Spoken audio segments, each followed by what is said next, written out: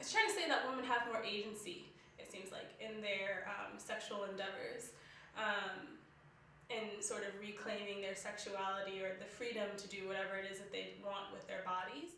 I think it's pretty pervasive. It's kind of hard for us to get away from it. I mean, honestly, it's everywhere, especially these days when we have access to everything online. I mean, even if you think about like at the grocery store. I think that raunch culture is specifically for a certain type of woman. I think that, as you were saying before, that it's for cishet, like white women.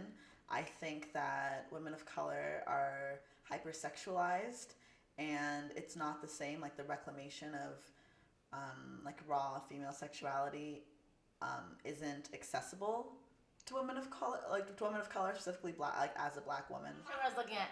I think that raunch culture very much is just objectifying and really just selling sex, and like sexuality, but not really talking about sex and sexuality. And I think it specifically objectifies specific women, and mostly specific women, like women of color, Asian women, black women, Latina women. It really projects them as a certain way.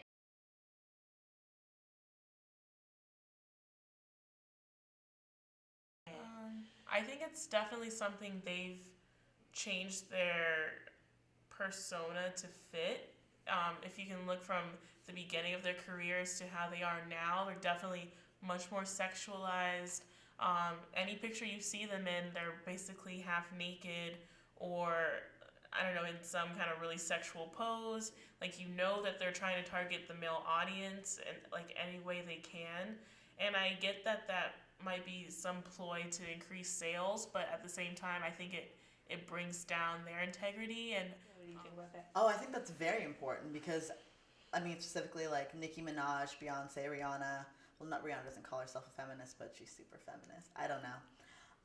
I think that that's very important, and I think that they're aware that they're not allowed to be sexual, but they do it anyway, and they reclaim that and they make it their own, and they're not. I think that they don't use other women as props. And so when you think about people's brands and people's images, and the things that they want to represent, some people take the easy route, some people take the hard route, and I mean, you could argue that there are no easy routes. When you think about sexuality, because in terms of Britney Spears has done many things sexual, and it's never been questioned whether or not she is reclaiming her sexuality. No, she has it. It's been given to her, and she has license to do that. Madonna recently kissed Drake at the Coachella Music Festival, and so no one ever questioned whether or not that was an appropriate thing, whether or not he wanted that, whether or not it was planned.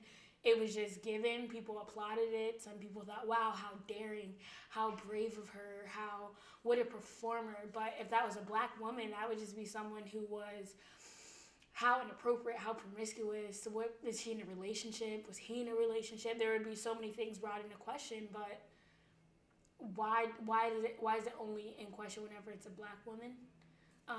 They do is present to other women of color who are not in the place of power that they're in, that they kind of have the same freedom of being sexually free with their bodies without having to deal with different consequences that come from being judged or have to navigate different spaces, dealing with different men. So I think it kind of, what they are doing takes a little bit of the reality out of the situation and kind of glamorizes it without understanding exactly what women who are not in this type of powerful position have to go through.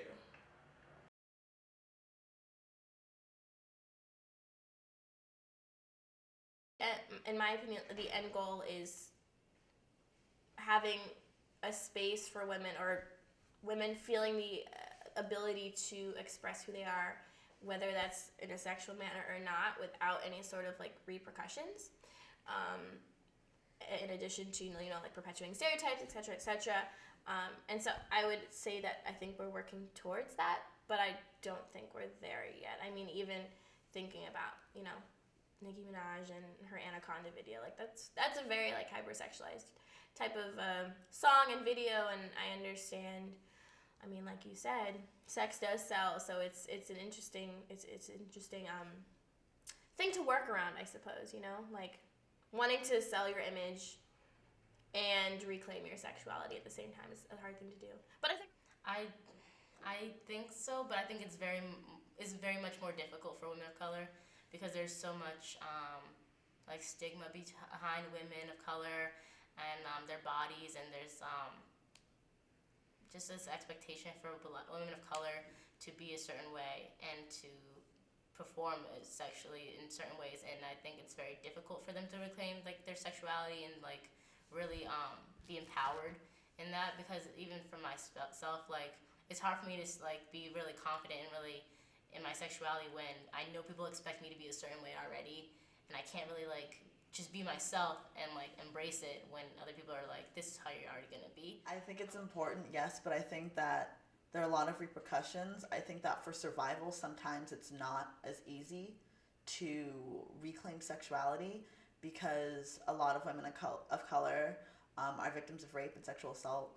And I think it's very dangerous, especially like at least for Black women, like as a Black woman, the concept of like fast girls, the concept of like at a young age, women are like Black women are like Black girls are already hypersexualized, and I think that it's important to reclaim sexuality, but it's important to understand the dangers that come with it.